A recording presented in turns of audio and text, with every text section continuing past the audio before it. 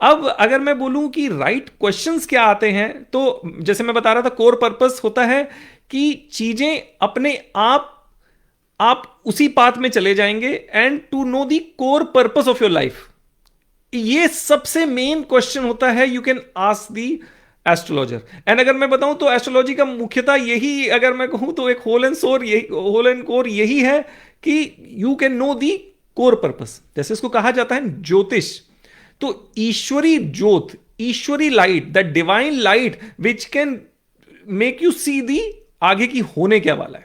तो ठीक है, तो ये ज्योतिष, ठीक है, इसलिए इसी का नाम ज्योतिष और एस्ट्रोलॉजी कहा जाता है।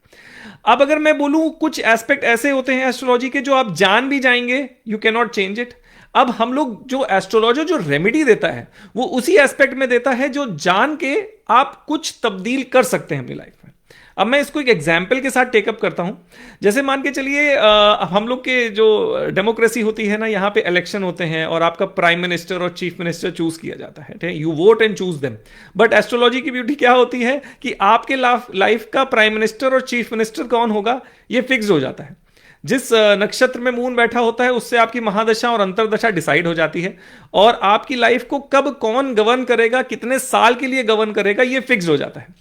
अब ऐसे ही जैसे एक जैसे मान के चलिए प्रधानमंत्री एक अपने देश को चलाने के लिए पॉलिसीज लेके आता है, जैसे अभी डोनाल्ड ट्रम्प यूएस के लिए आए तो totally he change certain policy the way US के साथ जैसे काम किया जाएगा। उन्होंने टैक्स की सिस्टम्स को रिफॉर्म कर रहे हैं, अलग अलग चीजें, मैं उसमें नहीं जा रहा। लेकिन हाँ, एक लीडर जब आता है तब काफी तब्दील कर दिया उसने यूएस के कंडीशन को राइट नाउ।